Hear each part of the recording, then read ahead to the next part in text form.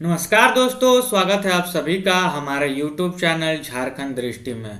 दोस्तों, झारखंड उड़ान सीरीज की आज की ये है हमारी लेक्चर नंबर 6। इससे पहले हम लोगों ने 5 लेक्चर को कंप्लीट कर लिया है, जिसमें हमने महत्वपूर्ण MCQs को सॉल्व किया है।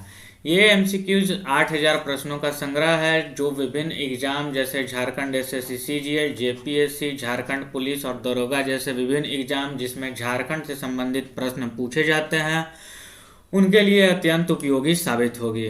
साथ ही बता दूं, अगर आप इस चैनल पर नए हैं तो चैनल को सब्सक्राइब करके बेल आइकन को प्रेस कर ले, ताकि आने वाली वीडियो की नोटिफिकेशन आपको मिलती रहे। साथ ही अगर आप चाहते हैं तो हमारे टेलीग्राम चैनल को भी ज्वाइन कर सकते हैं। इस पे आप इम्पोर्टेंट PDF और झारखंड से संबंधित जितने भी इम्पोर्टेंट नोटिफिकेशन हैं आपको उपलब्ध कराए जाते हैं।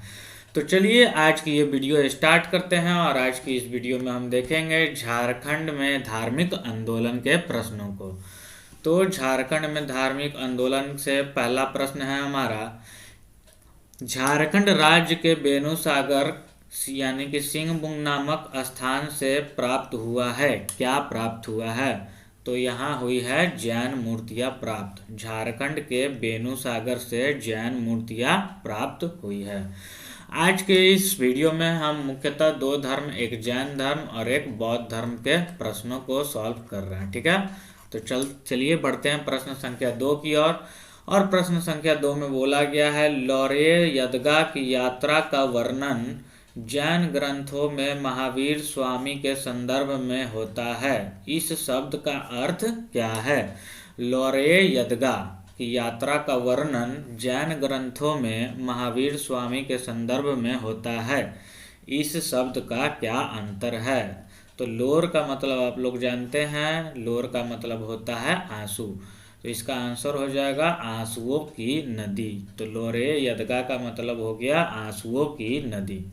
बढ़ते हैं प्रश्न संख्या 3 की ओर। इसमें बोला गया है, झारखंड के निम्न में से किस स्थान का संबंध जैन धर्म से है? तो इसका आंसर हो जाएगा हमारा हनुमान गांव।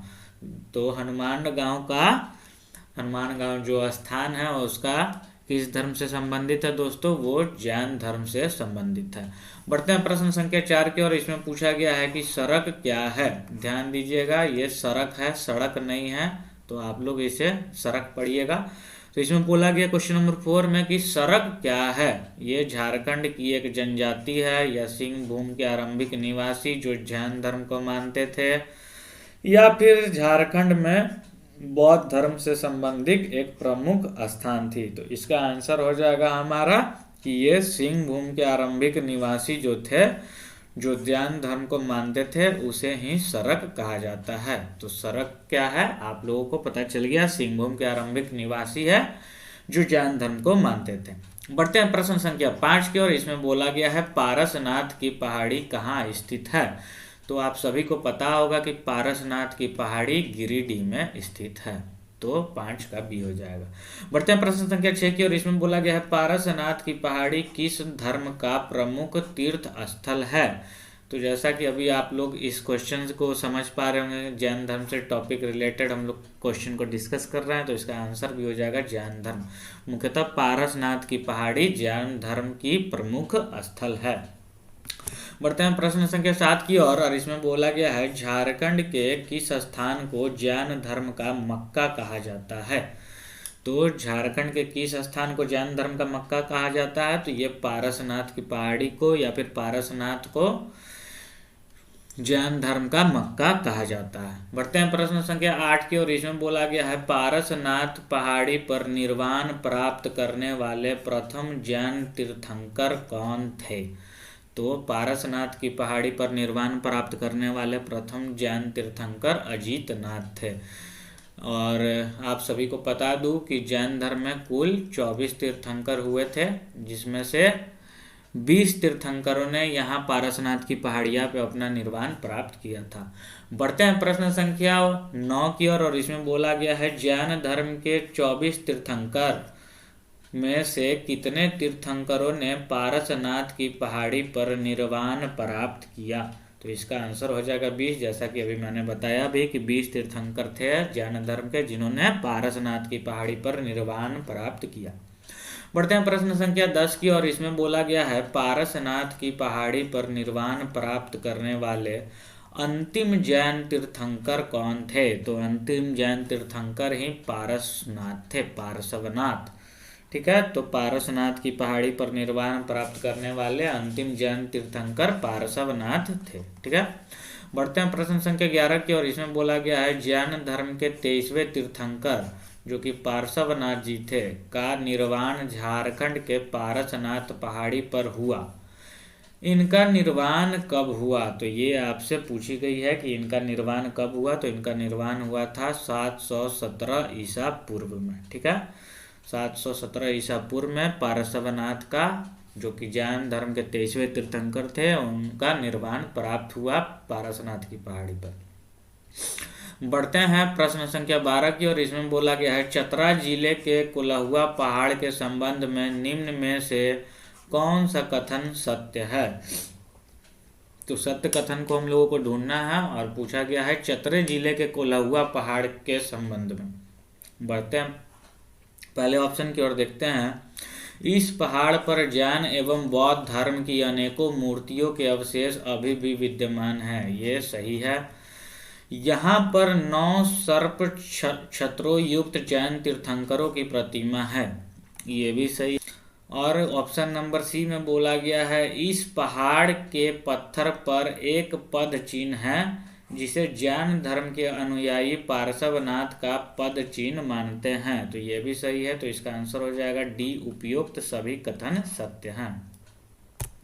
बढ़ते हैं प्रश्न संख्या 13 की ओर और इसमें बोला गया है पलामू जिले के किस स्थान से जैन धर्म के कुछ पूजा स्थल प्राप्त हुए हैं। तो इसका आंसर हो जाएगा पलामू जिले के हनुमानगढ़ गांव से जैन धर्म के पूजा स्थल प्राप्त हुए हैं। ठीक है, बढ़ते हैं प्रश्न संख्या 14 की और इसमें बोला गया है जैन धर्म के संबंध में निम्न में से कौन सा कथन असत्य है। असत्य कथन पूछा गया है दोस्तों जैन धर्म के संबंध में। तो ऑप्शन को पढ़ते हैं और देखते हैं।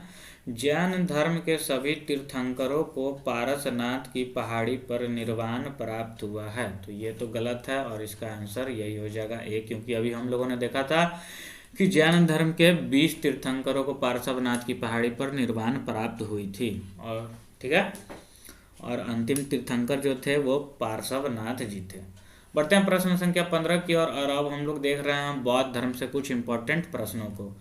झारखंड के दियापुर दालमी नामक स्थान से बौद्ध स्मारक प्राप्त हुए हैं, यह स्थान किस जिले में स्थित है। तो दियापुर दालमी नामक स्थान की बात की जा रही है जहां से बौद्ध स्मारक प्राप्त हुए हैं और आपसे पूछा गया है कि यह स्थान किस जिले में अवस्थित है। तो यह स्थान धनबाद जिले में अवस्थित है। ठीक है, बढ़ते हैं प्रश्न संख्या 16 की और जिसमें बोला गया है झारखंड के निम्न में से किस स्थान का संबंध बौद्ध धर्म से है। तो झारखंड के निम्न में से किस स्थान का संबंध बौद्ध धर्म से है, तो इसका आंसर हो जाएगा मूर्तिया गांव, क्योंकि हनुमान गांव और मानभूम और पार्श्वनाथ की पहाड़ी ये सारे जैन धर्म से संबंधित है। बढ़ते हैं प्रश्न संख्या 17 की और इसमें बोला गया फाहियान द्वारा हजारीबाग के निम्न में से किस स्थान से प्राप्त बौद्ध विहार का उल्लेख किया गया है। तो पूछा गया है कि फाहियान द्वारा, ठीक है, हजारीबाग के निम्न में से किस स्थान से प्राप्त बौद्ध विहार का उल्लेख किया गया है। तो इसका आंसर हो जाएगा हमारा सीतागढ़ पहाड़। ठीक है, बढ़ते हैं प्रश्न संख्या 18 की और इसमें बोला गया है झारखंड के किस स्थान से भगवान बुद्ध की 4 आकृतियों वाली एक स्तूप मिलती है। तो ये मिलती है सीतागढ़ पहाड़ हजारीबाग से, 18 का ए। ठीक है, सीतागढ़ पहाड़ हजारीबाग से बुद्ध भगवान की 4 आकृतियों वाली स्तूप मिली है। ठीक है, बढ़ते हैं प्रश्न संख्या 19 की और इसमें बोला गया हजारीबाग के किस स्थान से बुद्ध की प्रस्तर मूर्ति मिली है। तो हजारीबाग के किस स्थान से मिली है दोस्तों बुद्ध की प्रस्तर मूर्ति, तो ये मिली है सूर्यकुंड से। ठीक है, तो याद रखिएगा कि सूर्यकुंड जो जगह है वो हजारीबाग में स्थित है। क्वेश्चन ऐसे भी घुमा के पूछा जा सकता है कि बुद्ध की प्रस्तर मूर्ति सूर्यकुंड से मिली है, तो ये सूर्यकुंड कहाँ स्थित है। तो आंसर हो जाएगा हजारीबाग। ठीक है, बढ़ते हैं प्रश्न संख्या 20 की ओर और इसमें बोला गया बंगाल के पाल शासकों के शासन के दौरान झारखंड में बौद्ध धर्म का कौन सा संप्रदाय विकसित हुआ। ठीक है, बंगाल के पाल शासकों के शासन के दौरान झारखंड में बौद्ध धर्म का कौन सा संप्रदाय विकसित हुआ, तो यह संप्रदाय था वज्रयान। ठीक है, तो वज्रयान ऐसा संप्रदाय था जो बंगाल के पाल शासकों के शासन के दौरान झारखंड में बौद्ध धर्म का विकास हुआ। ठीक है, बढ़ते हैं प्रश्न संख्या 21 की ओर और इसमें बोला गया है निम्न में से किस स्थान से भगवान बुद्ध की एक खंडित प्रतिमा प्राप्त हुई है। तो भगवान बुद्ध की खंडित प्रतिमा की बात की जा रही है और पूछा गया है कि यह किस स्थान से प्राप्त हुआ है, तो ये घोलमारा स्थान से प्राप्त हुआ है, आप याद रखिएगा। बढ़ते हैं प्रश्न संख्या 22 की ओर और इसमें बोला गया है गुमला जिले के किस स्थान से भगवान बुद्ध की एक प्रतिमा मिली है। तो गुमला जिले के किस स्थान से मिली है दोस्तों, तो ये कटुंगा गांव है गुमला जिले में, उसी स्थान से भगवान बुद्ध की एक प्रतिमा मिली है। बढ़ते हैं प्रश्न संख्या 23 की ओर और इसमें बोला गया है जमशेदपुर के किस गांव से भगवान बुद्ध की 2 प्रतिमा मिली है। ठीक है, तो जमशेदपुर के किस गांव से भगवान बुद्ध की 2 प्रतिमा मिली है, तो इसका आंसर हो जाएगा पटम्बा गांव। जमशेदपुर के पटम्बा गांव से भगवान बुद्ध की 2 प्रतिमाएं मिली है।